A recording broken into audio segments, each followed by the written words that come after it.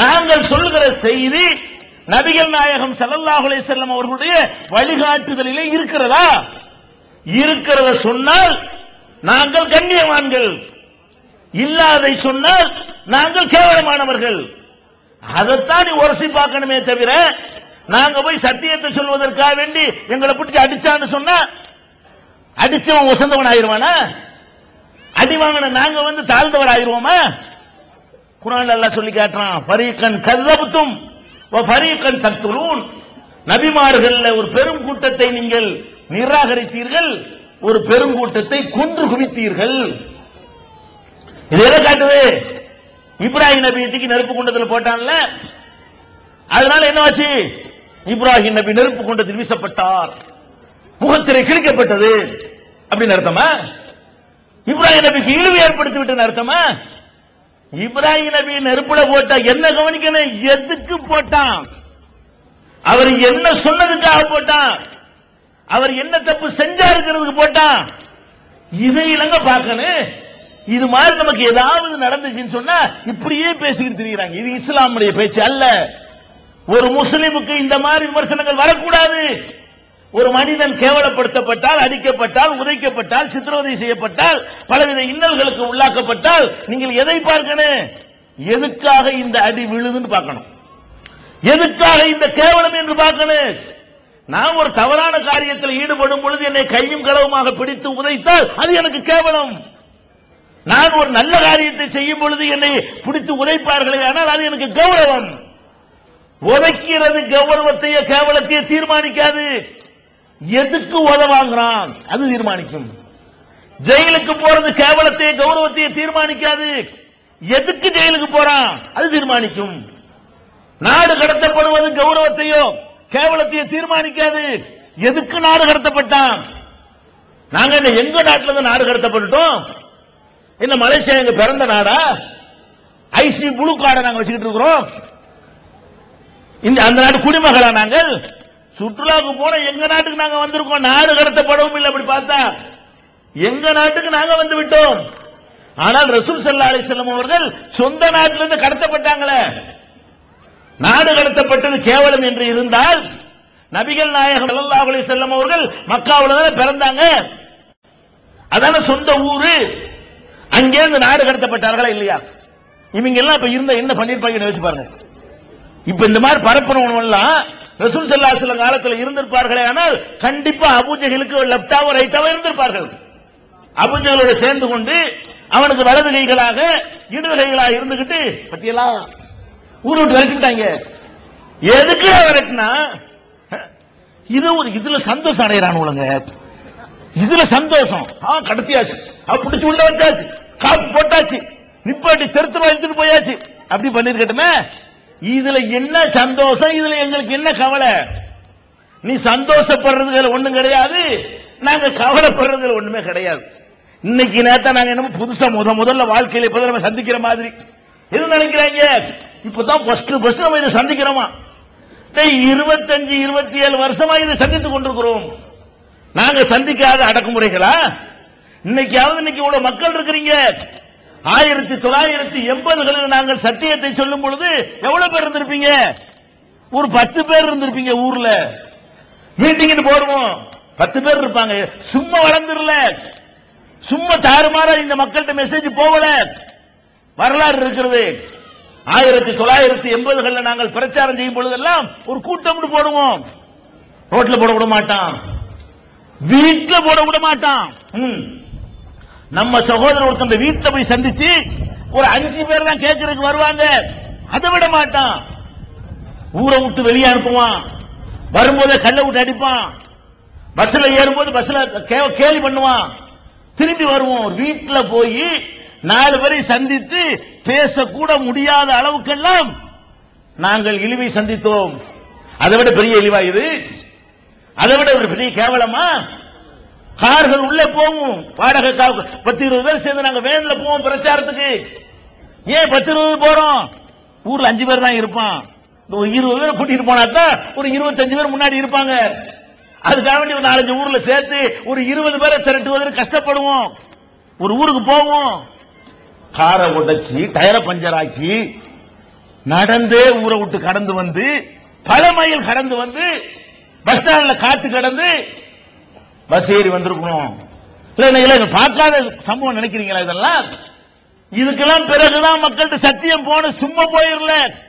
ஏன் மேலப்பாளையத்தில் நாங்கள் பேசிக் கொண்டிருக்கிறோம். உங்க எல்லாருக்கும் தெரிஞ்ச சம்பவம்.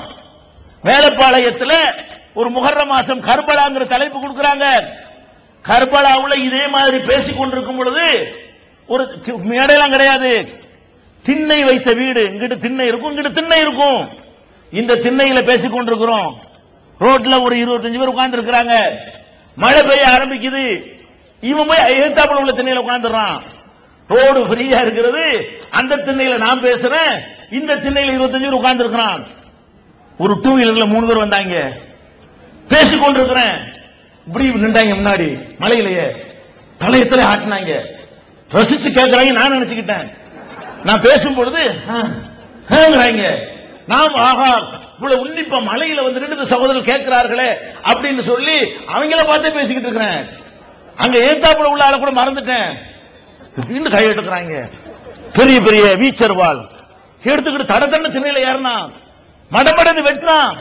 நல்ல வேலைக்கு இந்த மாதிரி ஃபிட் பண்ண மைக்கான ஒண்ணு பண்ணிருக்க ஸ்டாண்டு தூக்கி தடுத்த காரணத்தினால கழுத்து தப்பிச்சுக்கிட்டு தோள்பட்டையோட போச்சு. போட்டு தள்ளாங்களா இல்லையா? அப்ப தோள்பட்டை இறங்கி போய் கை துண்டாகி போய் ஆஸ்பத்திரியில் வைக்கப்பட்டோம். நீ இந்த மாதிரி அடக்குமுறைக்காக நாங்கள் மார்க்கத்தை விட்டுட்டு போறதா இருந்தா அன்னைக்கே கைகளை விட்டு சீன விட்டாயிருப்போம். அன்னைக்கே தொழில் துறைன்னு போயிருப்போம். அன்னைக்கு வியாபாரத்தை பார்த்துட்டு போயிருப்போம். போனோமா? அப்ப இந்த ஏகத்துவத்தில் நல்லா விளங்கிக் கொள்ளணும். நீங்கள் இதுக்கு மேற்கொண்டு இழிவு வந்தாலும் நாங்களாகத்தான் இருப்போம். ஒரு கடுகளவு கடுகளுடைய 1000ல் ஒரு மடங்கு கூட எங்களுடைய உறுதி, எங்களுடைய நம்பிக்கைக்கு பங்கம் ஏற்படாது என்று 25 வருஷம் பார்த்து அனுபவிச்சுட்டு வந்திருக்கிறோம். இவன் வந்து மலை சொல்ல திருப்பி அனுப்பி கண்ணியமா கொண்டாந்து விமானத்தில் ஏற்றி அனுப்புனது பெரிய கேவலம்ங்கிறான். அடே உண்மை ஏற்பட்டு இருக்கணும். என்னைய கேட்டால் அவர்கள் தெரு தெருவாக என்னை இழுத்து சென்றிருக்க வேண்டும். இன்னும் வளர்ந்திருக்கும். நீ எதை விரும்புகிறாயோ கை விலங்கு போட்டு ஆடு மாடுகளை இழுத்து செல்வது போல என்னை இழுத்து சென்று இருந்தால் இன்னும் மலேசியா முழுவதும் தௌஹீத் கொள்கை பரவி இருக்கும். அதனால எல்லாம் இந்த தௌஹீதுடைய வளர்ச்சிக்கு பாதிப்பு ஏற்படாது. எங்களை எல்லாம் அடிக்கிறத பார்த்துட்டு மக்கள் வந்தார்களே தவிர அடி வாங்குறவனோட சேரக்கூடாதுன்னு ஓடல. ஒவ்வொரு அடி வாங்க 1000 பேர் இங்க வந்து சேர்ந்தார்கள். ஒவ்வொரு வெட்டுக்கும் 10,000 பேர் வந்து சேர்ந்தார்கள். ஒவ்வொரு அடக்குமுறைகளுக்கு பின்னாடியும் ஆயிரக்கணக்கான மக்கள் வந்து அணிவகுத்தார்கள். லெப்பக்குடிக்காடு, அது உங்களுக்கு தெரியும். லெப்பக்குடிக்காடு என்ற ஊர்ல நாங்க இதே மாதிரி பிரச்சாரத்துக்கு போயிருக்கிறோம். முஸ்லிம்கள் அதிகமாக இருக்கிற ஒரு பெரிய ஊர். அந்த ஊர்ல ஒரு வீட்டுல வச்சு ப்ரோக்ராம். ஒரு 10 பேர் உட்கார்ந்து இருக்கிறாங்க. அங்க வச்சு மார்க் மொத்தமே அவ்வளவுதான். அன்னைக்கெல்லாம் அவ்வளவுதான். 10 பேர் 5 பேர் தான். அதான் பயான்னு சொல்லி அதான் நாங்க நடத்துவோம். வீடு விடா போவோம். உட்கார்ந்துட்டு இருக்கிறோம். அவங்களுக்கு தெரிஞ்சு போச்சு. யாருக்கு? பள்ளிவாசல் நிர்வாகிகள், முத்தவல்லிகள், அங்க உள்ள இமாம்களுக்கு எல்லாம் தெரிஞ்சு போச்சு. உடனே எல்லாம் ஆலோசனை பண்ணி என்ன செய்யறாங்க, நீங்க பள்ளிவாசலுக்கு வாங்க, எங்களை கூப்பிடுறாங்க. எது கூப்பிடுறாங்க தெரியுமா? நீங்க பயான் பண்ணுங்கிறீங்கல்ல, சில கேள்விகள் கேட்கணும். எங்க இமாம் வந்து சில கேள்வி கேட்பாரு. அந்த கேள்விக்கு பதில் சொல்லிட்டீங்கன்னா எங்க பள்ளிவாசல்ல நீங்க பேசலாங்கிறாங்க. நான் என்ன செய்யறேன், சரின்னு எதிர்க்கிறேன். இருக்கிற ஆள்லாம் மறுக்கிறாங்க. போயிடாதே, திட்டம் போட்டு கூப்பிடுறாங்க, வேற ஏதோ உள்நோக்கம் இருக்கும். போவோம், என்ன வந்தாலும் பரவாயில்லை. போனா பள்ளிவாசல் 2000 பேர் இருக்கிறாங்க. பள்ளிவாசல் முழுசும் உள்ள நுழைஞ்சோன்னு கேட்ட சாத்தினாங்க. மடமண்ணு கேட்ட சாத்தினா போய் உட்கார்ந்து அசரத்துக்கு முன்னாடி உட்கார்ந்த உடனே இதை கேள்வி கேட்பான், பதில் சொல்ல போற மக்கள் கூடி ஆர்வமா இருக்கிறாங்கன்னு பார்த்தா கேள்வி இங்க ஒண்ணும் இல்ல, அட்லாண்ட் ஆர்வம். போனா பள்ளிவாசல் 2000 பேர் இருக்கிறாங்க. பள்ளிவாசல் முழுசும் உள்ள நுழைஞ்சோன்னு கேட்ட சாத்தினாங்க. மடமண்ணு கேட்ட சாத்தினா போய் உட்கார்ந்து அசரத்துக்கு முன்னாடி உட்கார்ந்த உடனே இதை கேள்வி கேட்பான், பதில் சொல்ல போற மக்கள் கூடி ஆர்வமா இருக்கிறாங்கன்னு பார்த்தா கேள்வி இங்க ஒண்ணும் இல்ல, அட்லாண்ட் ஆர்வம். உழவுதான். போய் உட்கார்ந்த உடனே அட்லாங்கிறான். யாரு? அங்க உள்ள முத்தவள்ளியா இருக்க தலைவன். அட்லாண்ட உடனே 2000 பேரும் சேர்ந்துகிட்டு மிதிச்சு, இதெல்லாம் உங்க பார்வையில் கேவலம், எங்க பார்வையில் கேவலம் இல்லை. என்னத்துக்கு அடிச்சான்? அடிச்சவனா கேவலப்படணும். அடே ஒண்ணும் செய்யாது என்ன அடிச்சீங்க, உங்களுக்கு கேவலம். ஒரு பாவமும் செய்யாத நம்ம மார்க்கத்தை குரானை சொல்ல வந்த என்னை அடிச்சா அடிச்சவனுக்கு கேவலமா, அடி வாங்கினவனுக்கு கேவலமா? அதை நீ பெருமையை நான் சொல்றேன். அடே அடி வாங்கின கேவலம் நினைக்கிறியா? நான் பெருமை நினைச்சு சொல்றேன். மேடு இத்தனை பேருக்கு தெரியுது. லெப்ப குடிக்காரன் அவனுக்கு மட்டும் தெரிஞ்ச விஷயம் உங்கள் அனைவருக்கும் தெரிகிறது. சுன்னத் நபிமார்களுக்கு ஏற்பட்ட அந்த துன்பத்தை நம்ம எப்ப அனுபவிக்கிறோமோ அப்பதான் கரெக்டா இருக்கிறோம் அர்த்தம். ஒழுங்கா சொல்றோம் அர்த்தம். ஒழுங்கா சொல்லாட்டி அடியே விழுவாது. அட்ஜஸ்ட்மெண்ட் பண்ண அடி விழுவுமா? வளைஞ்ச அடி விழுவுமா? நெளிச்ச அடி விழுவுமா?